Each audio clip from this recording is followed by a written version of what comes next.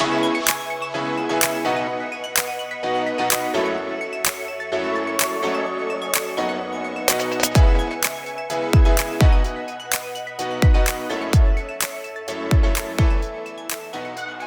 hello to everyone, and welcome once again to another episode of Rediscovering Your Passion and Purpose with Patty.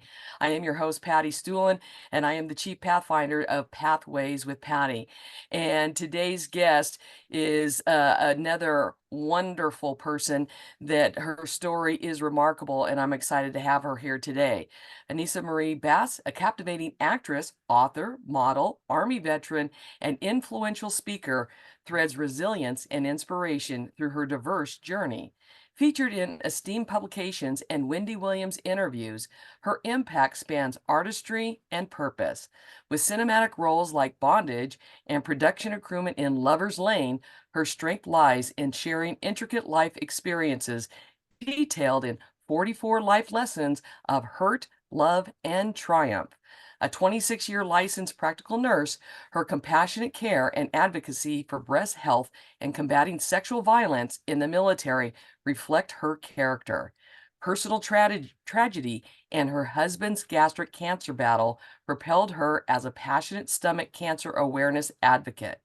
Anissa illuminates courage, turning life's test into triumphs.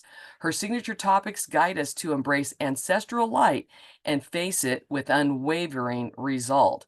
Well, good morning to you. It is morning while we're doing this podcast. It is a pleasure having you as my guest today. How are you doing? Good morning, Patty. It's my pleasure to be here. Thank you so much. It's cold here in North Carolina and rainy. I think there's many people around the United States that are experiencing weather that maybe they haven't ever experienced or wish to never experience ever again. So I'm really glad that you were able to make it. I know last week we had technical difficulties because of the extreme weather. So it is really good that you were able to join us today.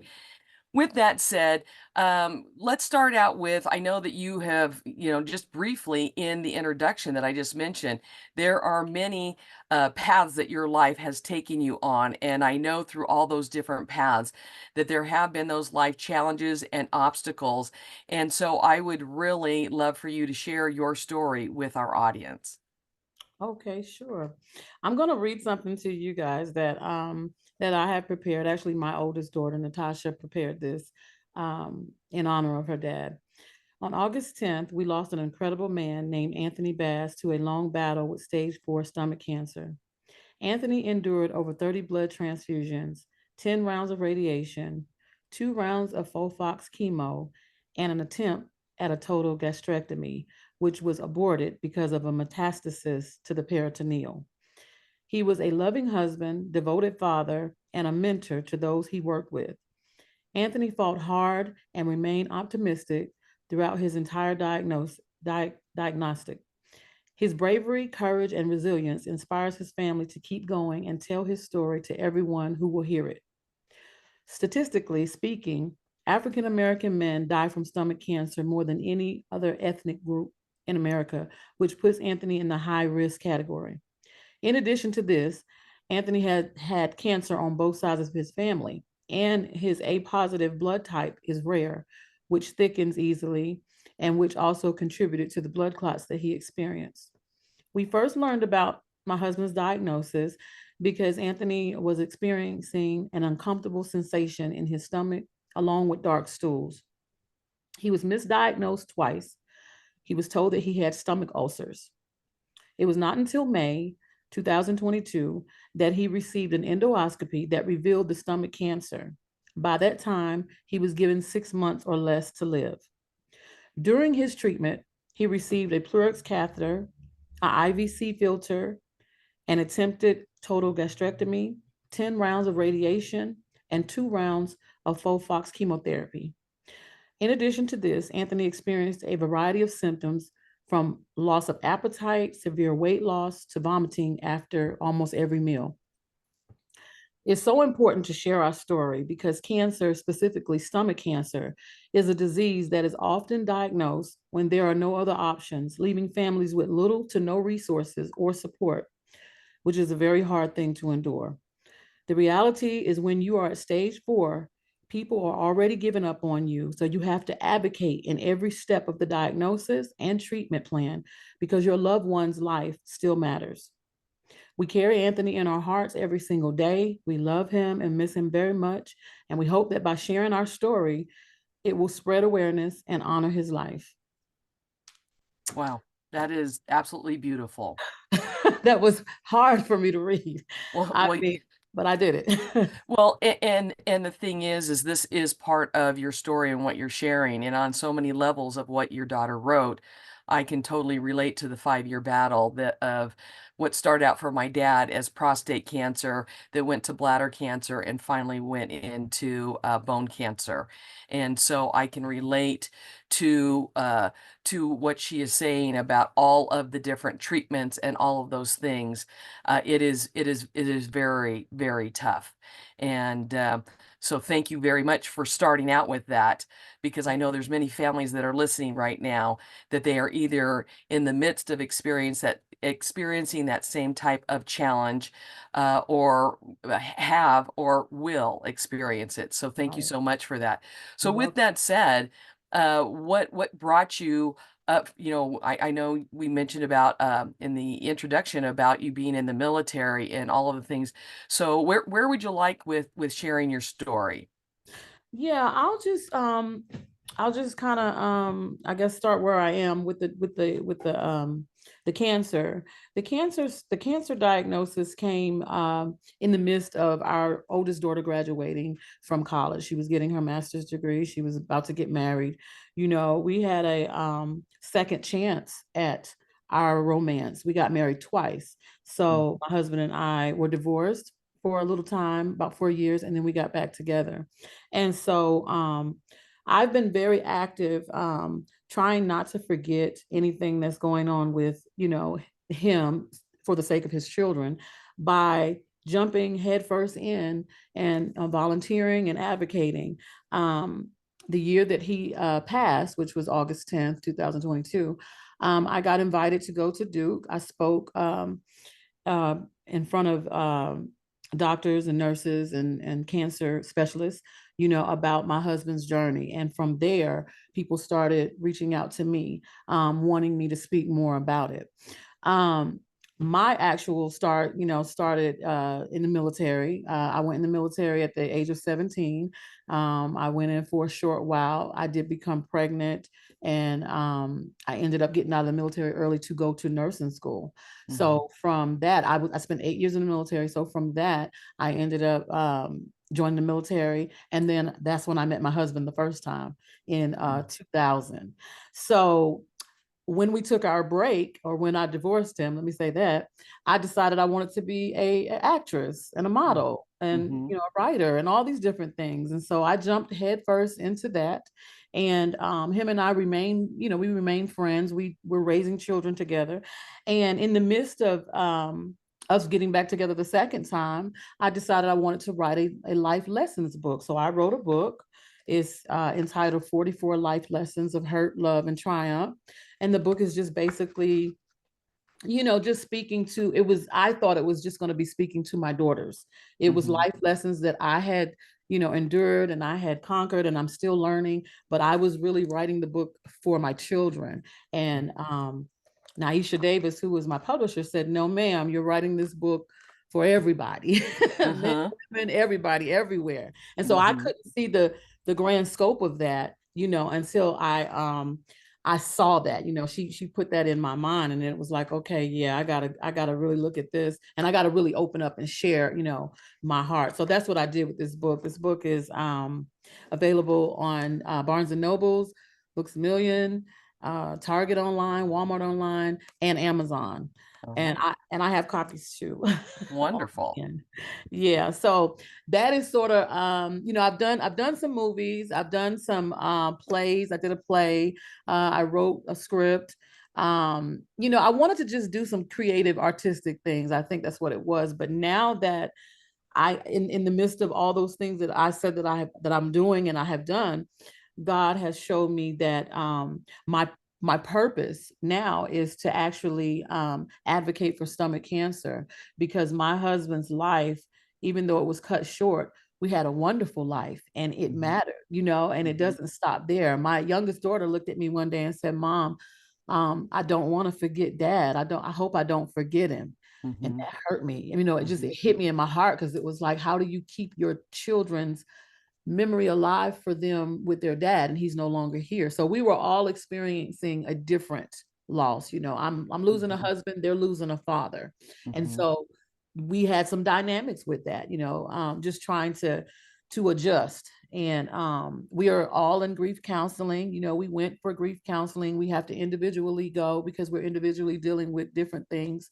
um, Mhm. One of the things I might add that I learned, my middle daughter Anaya had been having some dreams that something bad was going to happen to me. So I think a Mhm. lot of times when young children are affected by loss, you know, a loved one or a parent, the living parent now becomes the parent that's like, oh my gosh, I hope nothing happens to mom, you know. And I Yes. got so nervous and scared, and I said, God, I don't want to be walking around in a spirit of fear or nervousness. I need to know how to address this with her. And so Mhm.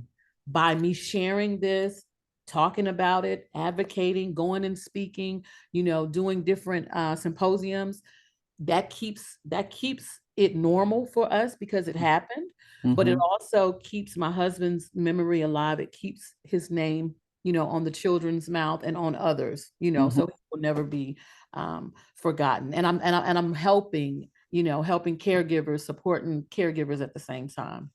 Well, one of the things that, well, first of all, thank you very much for your service in the military. I greatly appreciate that. The second thing is when you mention about, keeping his memory alive. One of the things that last month I had done a TEDx talk, and it's about living your best dash. And that dash is the dash between your date of birth and your date of death. The dash between there, is the thing that describes your life and time here on Earth and how did you spend your dash.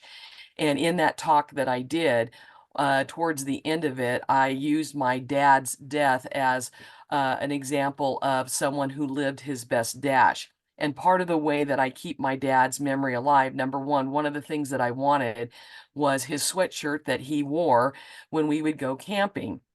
And so when I am camping or I'm traveling, not that I wear that sweatshirt all the time, but I Right. wear it quite a bit. And when I'm wearing that, it reminds me of the man who wore it and the things that I learned from him. And the other thing that I do is every day I carry his handkerchief in my pocket. And as I've said, because he died 13 years ago, I'm now on edition number 3, E3, because I literally wore the first two out to threads. But each time I put my hand in my pocket, I feel that handkerchief. And it Yeah. reminds me of the dash that my dad left. Because a lot of people think that once that person has passed away and the celebration of life service is over, that that's it for that person. Right. And if they truly live their dash to the max, they have planted such wonderful seeds with family and friends. And through those seeds, that their legacy continues just like your children will continue your husband's legacy, and you are doing the same thing.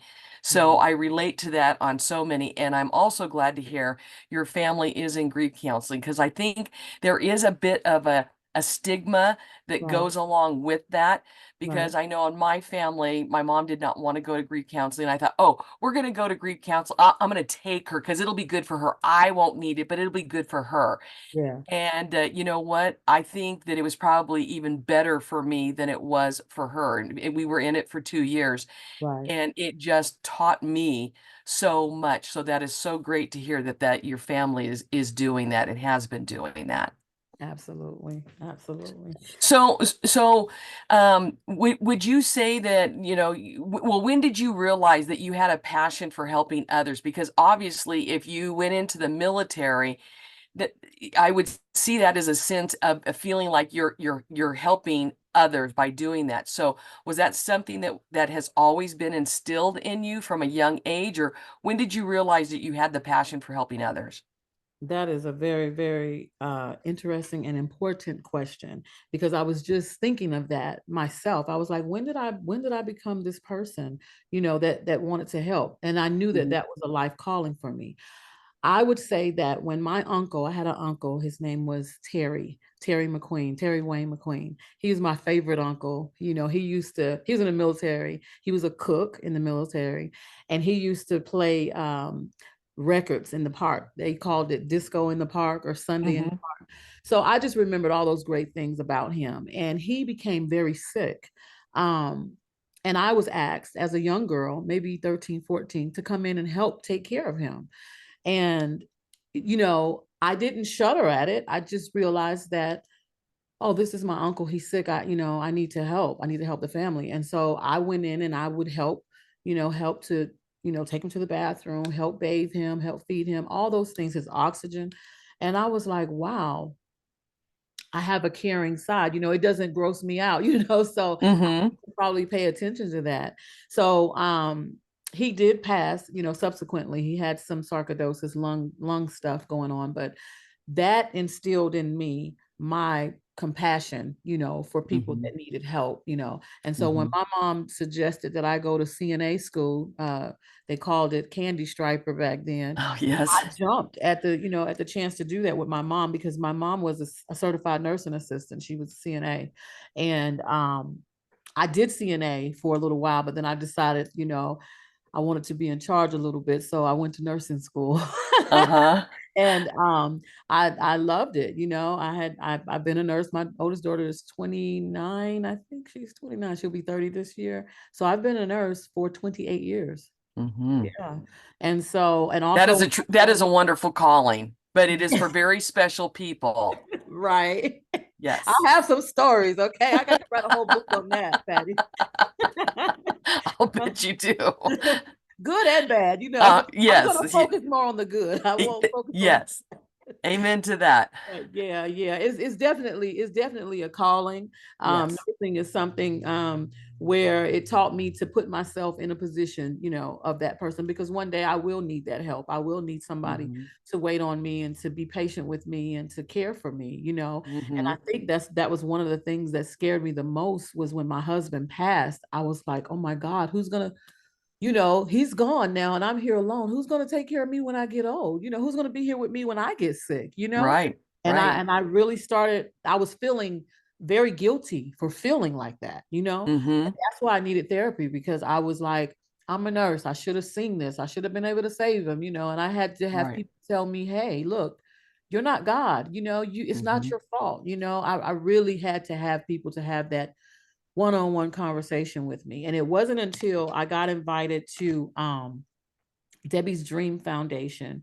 Um, they invited us, my family, the whole family, out last year to go to the 11th annual Advocacy Day for stomach cancer. And we went out Mm. there and we lobbied and we asked for money and we asked for funding and we asked to keep stomach cancer on the bill. And Uh-huh. so by that, I was able to meet another organization called No Stomach for Cancer. The guy's name is John Florin. He's the one that actually invited me out to Duke when I went and spoke at Duke. And I'm going to San Francisco this Thursday on behalf Wow. of No Stomach for Cancer, and I'm going to speak on behalf of the GI Patient Advocacy Advisory Board as a Wow. consultant. So I'll be able to Wow. talk about immunotherapy drugs that my husband wasn't offered, but maybe somebody else's family member will be able to have this drug. Mhm. I'm gonna talk with families, meet caregivers, and I'm very excited about that. And my children are very excited, that I'm keeping his memory alive by helping Mhm. other family members that are facing, what we faced. When this happened to us, I stopped nursing. I quit my job and I stayed home and I took care of my husband. And I Mhm. took care of him, all the way to the end. The very last day when we admitted him to hospice was the day that he passed. Mhm. And he passed in my arms. We were all together. We had a meal. We were singing and dancing and everything. And the kids left to go get in the car. And I went back to the bed and, he started coming, to out of his medication that they had given him. And within minutes, he passed. Mm-hmm. So What? that itself was, it let me know that God really saw something in me, for me to Yes. be able to endure that, for not only him, but for our children. Right.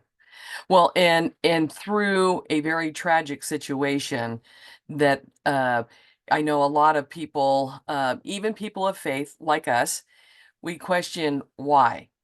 Why him? Why now? Why did this happen? But through all of that, it sounds as though your faith has not wavered. And through that, God has helped you to rediscover a new passion and purpose. And you're taking the lessons that you learned from that tragic episode and you are turning it into something that can be beautiful for other families to learn what is possible and the things that are out there based on the things that you did not know or the things that you were not offered.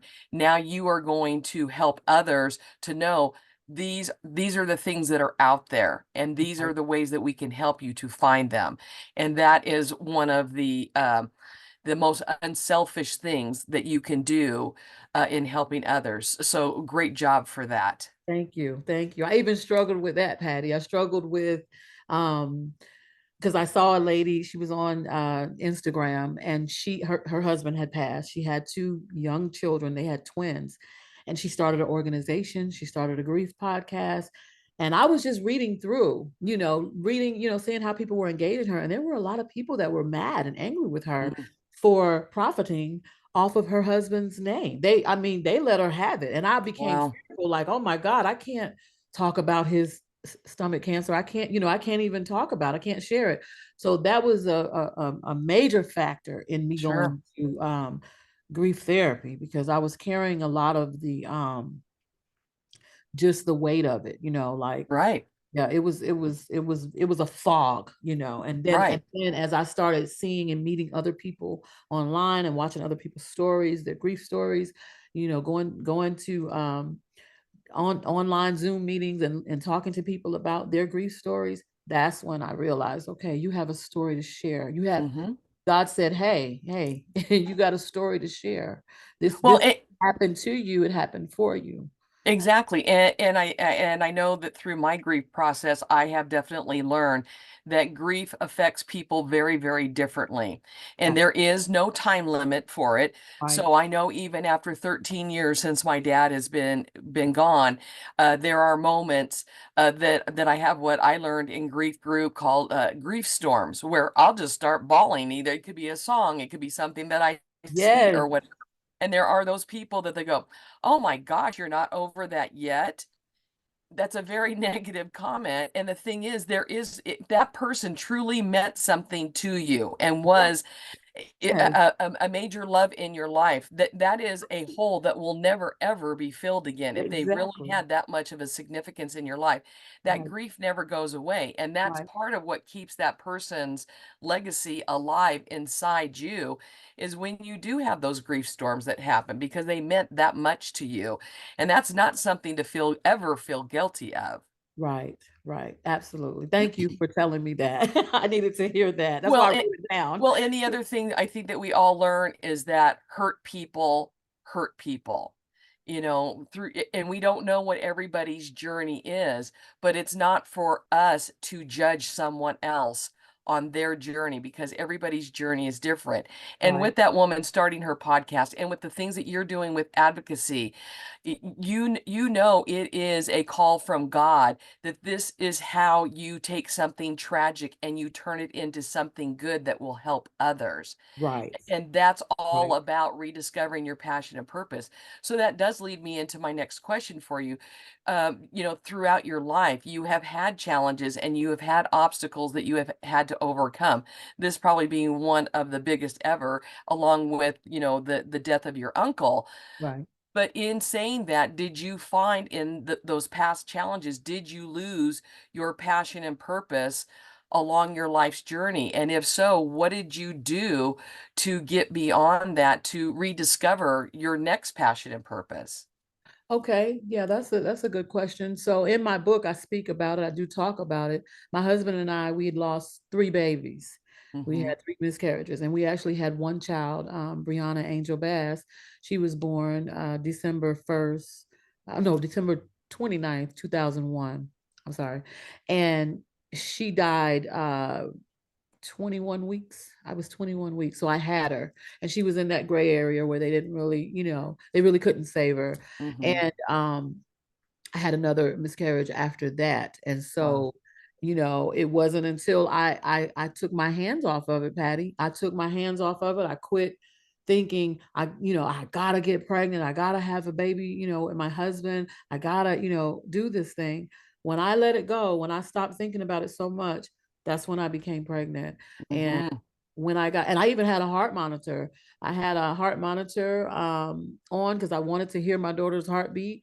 And God told me at 5 months, same amount of time, when I lost Brianna, to take the heart monitor off, take it off and Wow. trust me, take it off and trust. You can't, if you ask God to do something, and then you keep putting your hands in or you keep doubting it, what are you doing? You're not Yes. letting him do it. So that's what I Yes. had to learn that. And that was hard for me because, it wasn't that I didn't have the faith. It's just that I had already lost, these other babies. And Yes.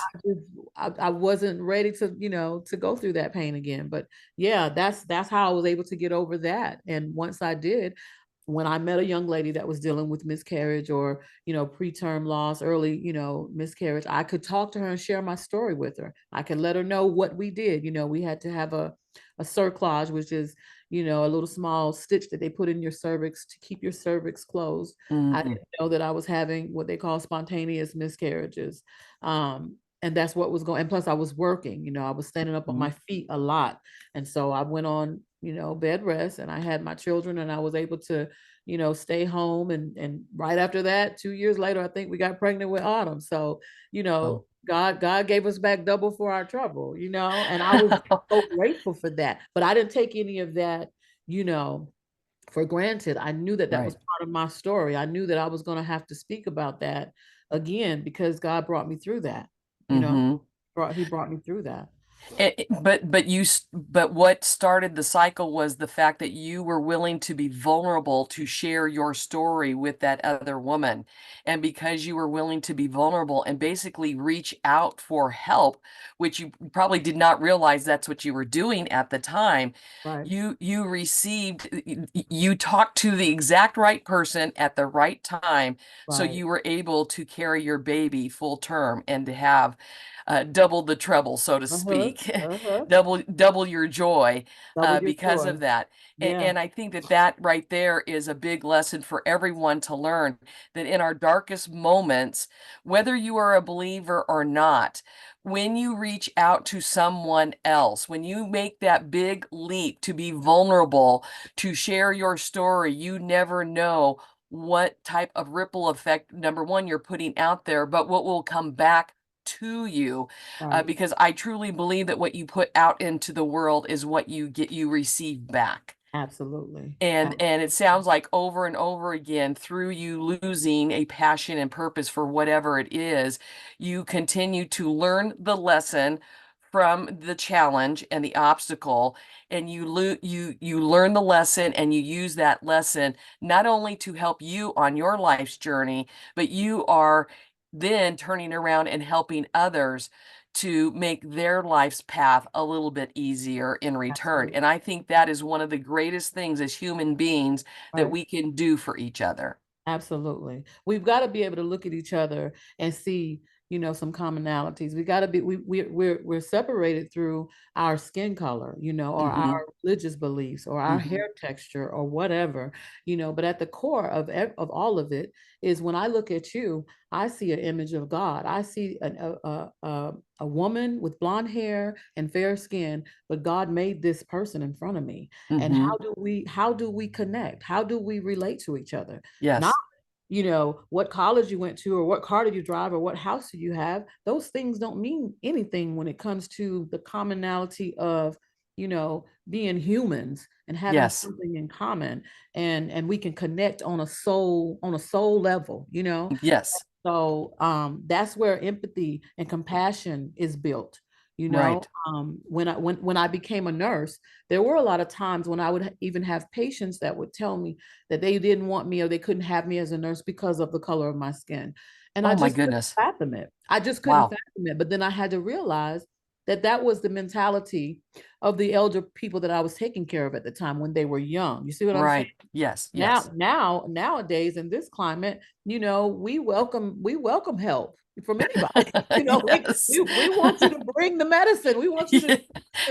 to bandage. We don't care about that. And so I'm so grateful that God, put that in the inside of me and made me want to pursue nursing, because it Hmm. helped me to get out of my ego and get out of myself and put this person first.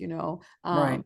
This person is a child of God, and God's eye is always watching us, in Yes. everything, in the eyes of the person that we're helping, and in our eyes we're looking at what we're doing to another person. So I'm very, very in touch with, that certain commonality of just being a human and Right. helping another person. Right. Well, with that being said, what would you say has probably been one of the best pieces of advice that anyone has ever given you? Oh, wow. I guess he who angers you controls you, you Oh know. my gosh. Wow. That's powerful. Yeah, yeah. I would say that my Say that sister-in-law, again. Say that again, he please. he who angers you controls you. My sister-in-law, Tracy, she told me that a long time ago when I was upset about something at work. And she was a police officer. She had been in the military also, and she told me, she said, "Who he who angers you controls you." I have a chapter in my book sort of similar to that. Just basically not giving your anger over to anyone. If Hmm. you upset me, now you're controlling how I react to you. Now you're Yes. you're controlling my emotions. I'm no longer in control of it. And so because I was, quick to fly off and quick to give you the same energy you gave me, she told me, she said, no, she said, that person is controlling you. You are out of control now. And women, we have emotions. Yes. That's one of our number one characteristics, Yes. emotion. Yes. So if you find a Yes. woman that knows how to govern her emotions, watch out. You don't know what she's thinking. You know what I mean? You have no idea. So I had to realize that I had emotional intelligence that I needed to develop. That was the best advice anybody could have ever given me, and I'm still working on that. Oh yeah, it's I'm sure it's a day-to-day thing. Yes. Well, it kind of goes along with one of the aha moments I had when Michelle Obama said, "When they go low, you go high." Right. And it goes along with those same things. And so many times when I find myself in that type of situation where Uh-huh. I do want to meet their anger head on, those words of hers come back and it's like, okay, do I want to get down there or do I want to stay up high? And Right. but the way you just said that, oh my gosh, what a great way of putting that. Yeah. Because Yeah. when we do that, we're giving them all the power. All the power. And it's also what I've learned now, when I'm doing my intuitive thinking, it's also frequency, it's also energy, it's Oh also yes. what level, like you say, when they go low, you go high. They're on a lower frequency, they're on a lower energy level right now. Something is making Hmm. them behave this way. Right. They're upset about something. And so if you're up here, how do you look coming down to meet their lower level of thinking or their lower energy, their frequency? You look crazy. Yes. Yes. You look like you need to probably take a breath and say, you know what, let me think this through. Does it empower you? Does it uplift you? Is it the truth? And if it's not, when those things come out of your mouth, if they're not, you shouldn't be saying them. You shouldn't be speaking on Hmm. them. And Hmm. and that's been a challenge, for me. It Sure. it has. I'm still learning it, but I love to hear people speak about it because it is true. Right. Because we're humans. And Right. whether it's Satan or karma or whatever you want to call it, sometimes Right. we want to go to the place that's going to hurt them as badly as they hurt you. And Exactly. and Exactly. that's and that's not helping anything, is it? No, but let me tell you when I absolutely know that God is in the midst of that. When, say for instance, if you said something, or and I got rude with you, and then you said something rude back, and then I catch it, and we both catch it, and we both see it for what it is, and we laugh it off like, oh God, it wasn't even that serious. You can have the parking space, whatever it is. Yes. I love those moments, because Yeah. those moments really let me know that God is always in the midst. If we choose a higher self, if we choose a Yeah. higher outcome, if we choose something different, then we can get along. Yes. We can agree to disagree. It may be that you stole my parking spot, whatever, but at the end of the day, it's a parking spot. Yes. It's like I say, on a scale of 1 to 10, 10 being death, how important is it? Right. I At mean, the end let's of think the day, about it's not that important. exactly, exactly. So kind of leading into that though, and it's just so profound that that's one of the best pieces of advice you were given. Because the next thing I was going to ask you is that when people, what I like to say, yuck your wow, when they put you down verbally, how is it that you respond to them? When they yuck my wow. Yes. Wow. I've never heard it said like that, but yeah. Um, you know what I've learned to do? Hmm. I used to pick up the phone and, or text and go to war with them, about it, Hmm. especially if I know them. Now, if I don't know them, it is not my business. I don't Right. care. But if it's a personal friend or, family member, I'm a little like, wait a minute, let me find out. But now I've learned how to just pray for them. I just learned Mm. how to write a letter to them. I will write a letter to them, and then I will tear the letter up or burn it or throw it away or Oh, whatever, because I said what I really want to say in that letter. You didn't hear yes. it, but I wrote it down and I got it out of me. I got it off of me. And so now I don't have to worry about the retaliation or whatever that is. And hopefully, when we see each other again, you'll apologize. And if you don't, it's still okay, because I'm not carrying it. I don't have a Right. receipt of what you did or what you said. I don't keep that anymore. But you keep it, because that there was some the bad blood between us. You know that, Right. because we Right. didn't talk about it, or we didn't text about it. Yeah, it's called getting your control back. That Yeah. gets your control back when Yeah. I do that. Well, I love that because just about a week ago or so, a friend of mine, Tammy, was telling me that she had been talking to her counselor, and the counselor at the beginning of the year, going into 2024, asked her to write some letters to some people in her life that there may be unresolved issues or whatever the case may be. And she was just sharing with me last week the same thing. She wrote the letters, and then the counselor recommended burning them afterwards, but Right. she said she tore them up into very small, little, teeny tiny little pieces of paper. You couldn't even tell it was paper anymore. And she said it was just so freeing for her Yeah. to get that out on paper Yeah. and then just let it go. Right. Because it's an expression, it's an emotion.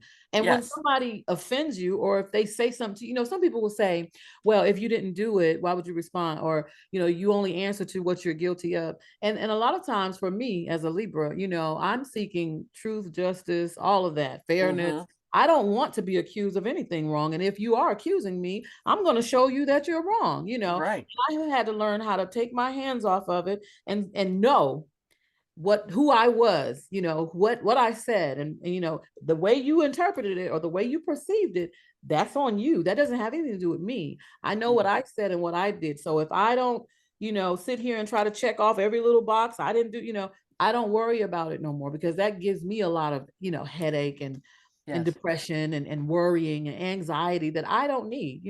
Right. Right. Yeah, I Right. don't I don't need that, but it does work. That's good that you said that. That lets you Wow. know that it does work. Somebody else Yes. did it. You Yeah. just validated that. Thank you so much for that. Yes. Excellent. Well, and And, and I know too, I've been very, very blessed to have some very dear friends in my life, mhm, to mine in particular, that while I was, they're wonderful friends. They when we were teaching together, and now when we're retired. But mhm, sometimes I felt like I was a pressure cooker, and all I needed was to go and just eh, say my piece to them, to get out whatever it was.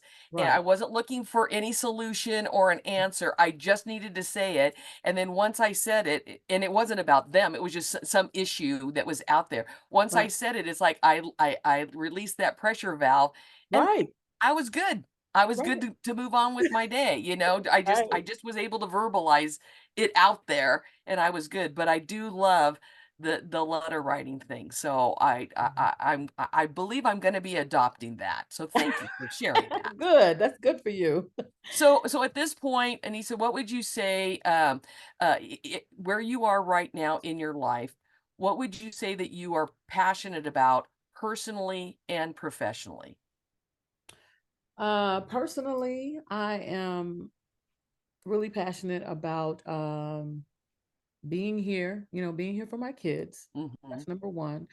For my mother, my mother will be celebrating her 70th birthday in July. And Congratulations. just being here as a sounding board for friends, if they need anything or if they need to talk to me about anything. I've always been a good listening ear, to friends. So Hmm. I think just being here, being there.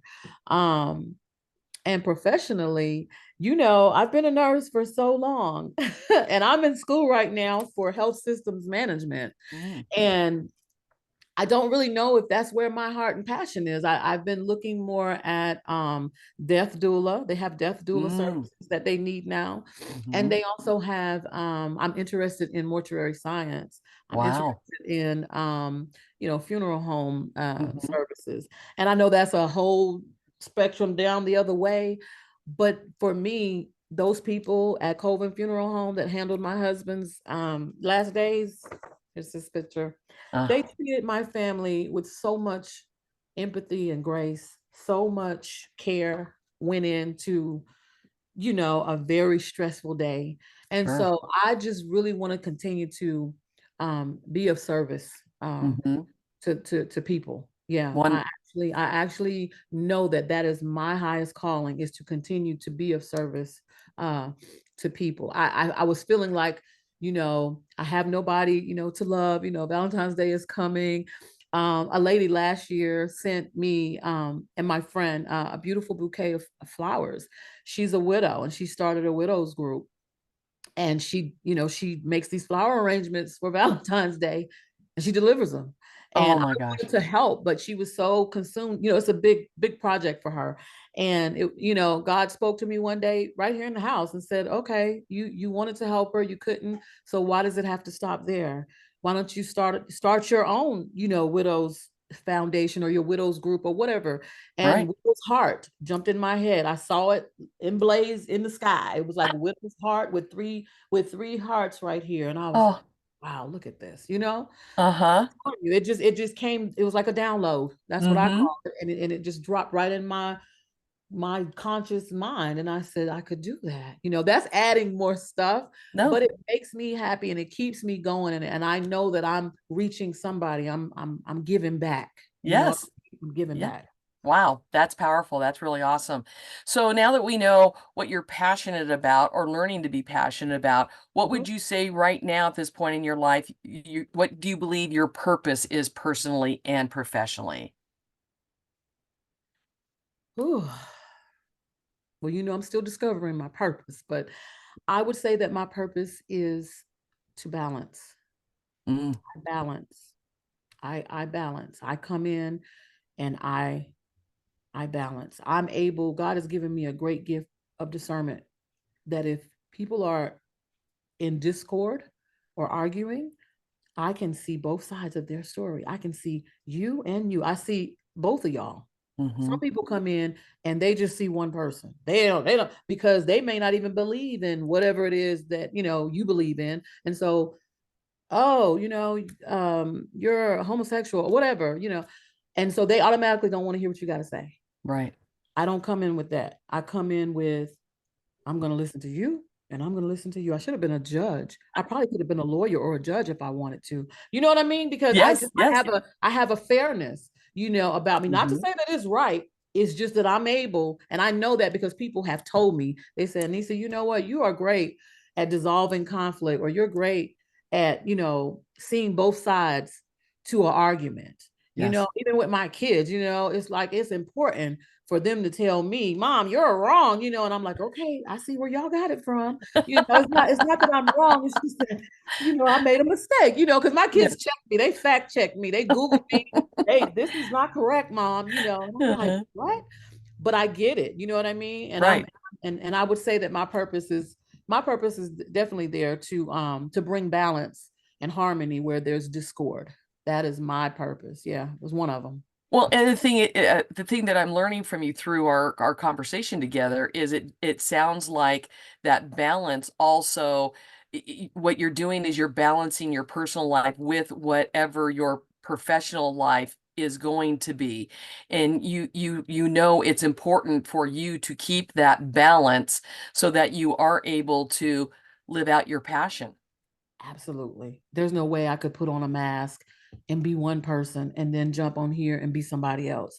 It's got to all correlate. It's Yes. all my gumbo. It's my stew. It's everything that makes me me. Your stuff Yes. makes you you. And there's Yes. nothing wrong with that. And whatever doesn't work, you take it out, you adjust it, whatever. But Right. yeah, yeah, I definitely know that this was something that um I asked God for years ago, years ago. What is my purpose? What am I supposed to be doing? Why am I here? Hmm. We all ask that, what is our purpose? Purpose driven life. We all ask those questions. But now mine is just like right here before me. I really believe that me and my husband being together for almost 20 years. 20 years would have been December 31st that just passed. Us coming together and being able to be back together, that in itself, I've had people to reach out to me, and I wasn't even trying to do this. They reached out to me and said, because you and your husband got back together and we saw y'all and we saw your wedding pictures, and you have caused me to get back with my husband. You have caused me to get back with my wife.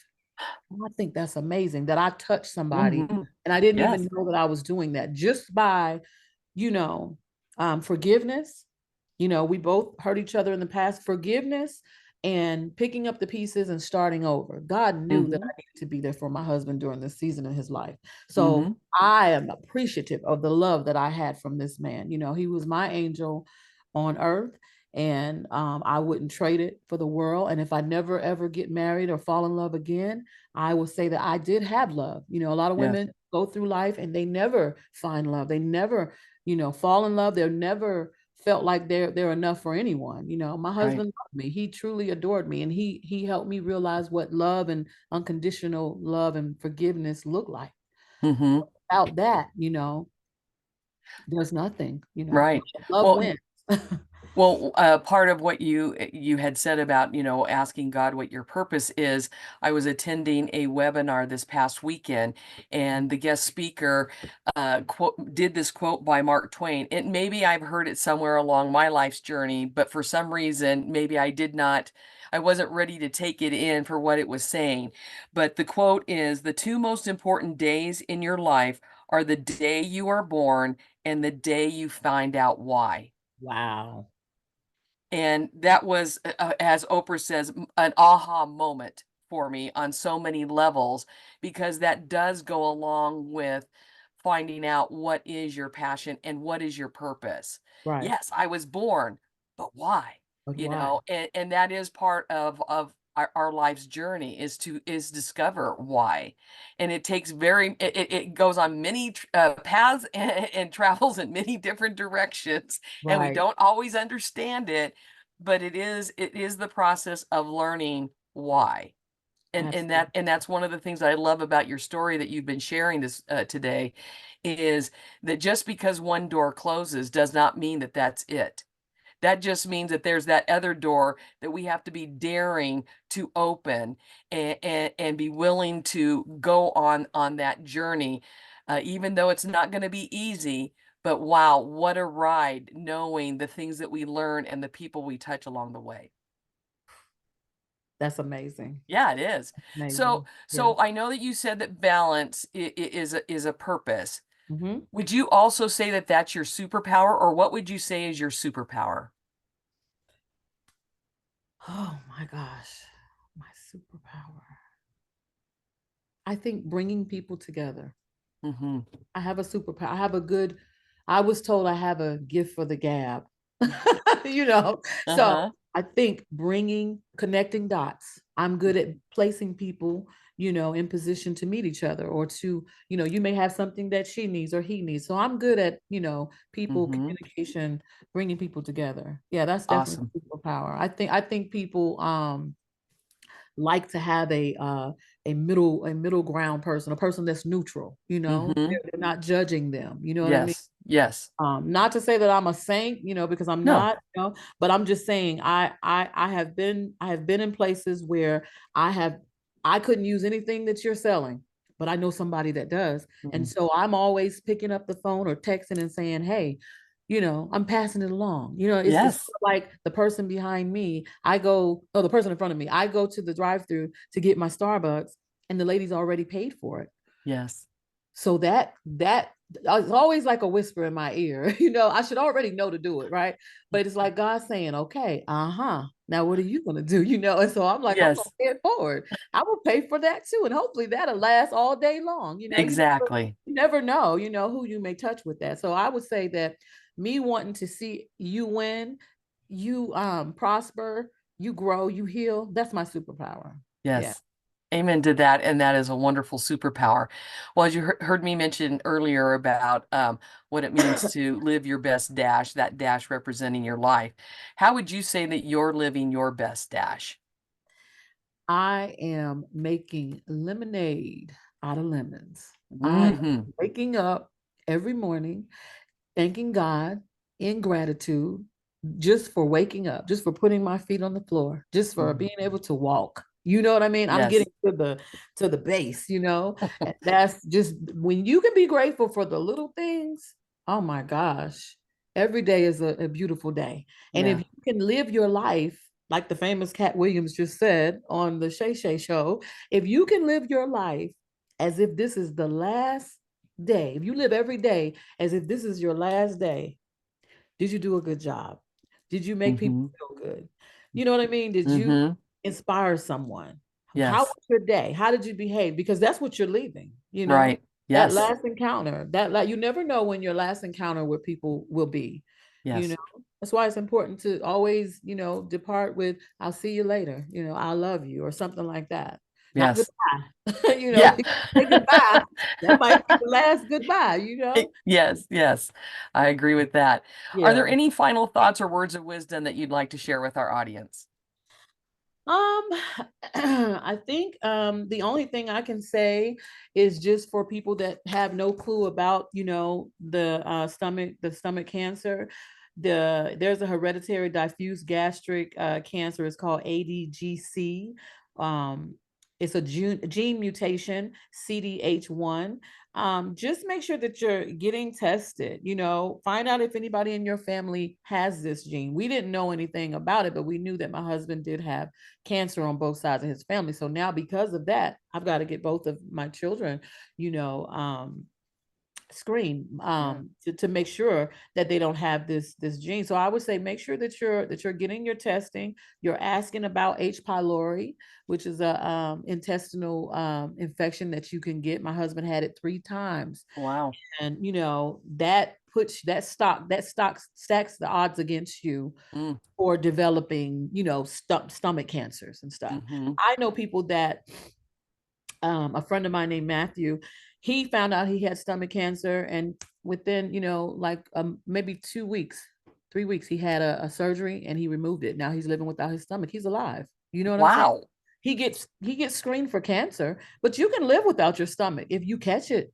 If you catch it in Wow. time, yeah, you can Okay. live. You can live without your stomach. Um, I have um, I have been given the good grace of being interviewed and considered for a chair board member position with no stomach for cancer. And when I spoke with the president, his name is Dylan. When I spoke with him last week, he told me that when I come on board, I will be only the second person on board to have a stomach. Everybody else, they have no stomach. Oh my I thought that goodness. was amazing. Yeah, I thought that was Yes. amazing. It's like, wow. And I'm really happy that I'm in this community because these people really speak my family's language. Anything that Mm-hmm. we say about anything that we're feeling, they're feeling it too. They lived it. They're the patient, Wow. the caregiver, the wife, the husband. So that in itself was something that I was so grateful for. There was a woman named Melanie Anucelli. She reached out to me from New York during the whole time I was going through the chemo and radiation with my husband, just to give me, some information about, drugs and screenings and different things. So I'm just so grateful for that. I would say to anybody who's facing stomach cancer or any illness, just know that you're not alone. There's Mm-hmm. help. We live in a world now where everything is on the internet. So you Yes. can definitely Google and find a group that speaks to what you're dealing with. And you don't have to say a thing. You don't have Right. to engage yourself or say anything in that group. You're just there to get information. I joined so many cancer groups when I was dealing with this stuff with my husband, and all these people were so gracious, to me. Yes. Yeah. So I would say Wow. that. Powerful. Well, thank you so much, Anissa, for being my guest today. I really have enjoyed this conversation with you. Yeah. Could Yeah. you please tell everyone how they can connect with you? Absolutely, absolutely. So I have a website. It's Anissa Bass, AnissaMarieBass.com. That's my website. And then if you want to do any volunteer work, or if you just want information about the stomach cancer organizations that I'm a part of, is www.nostomachforcancer.org and www.debbiesdream.org. And yeah, that's how you can. Excellent. And for those of you listening or watching on YouTube right now, know that if you would like to get in touch with Anissa, in the description is going to be her contact information.